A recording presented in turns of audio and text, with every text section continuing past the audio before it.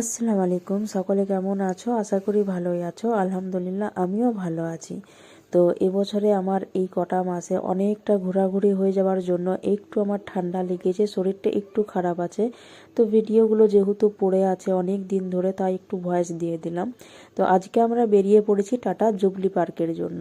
উড়িষ্যা যাবার পথে আমি এই মানবাজারের দোকানটা দেখিয়েছিলাম, যেটা আমার অনেক পছন্দ হয়েছিল খাবারগুলো।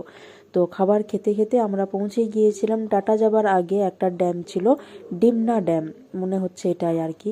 তো এখানে এসে করে আমার দৃশ্যটা এত সুন্দর লেগেছে যে বলার ভাষা কিছু ছিল না।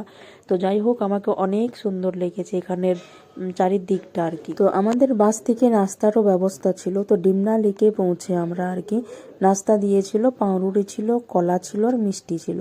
তো নাস্তা কমপ্লিট করে আমরা একটু ফটো শ্যুট করে নিলাম। এখান থেকে আর একটু যেতে হচ্ছে, ওখানেও বেশ একটা ছোট্ট খাটো ব্রিজের মতো রয়েছে, খাবারের দোকান ছিল।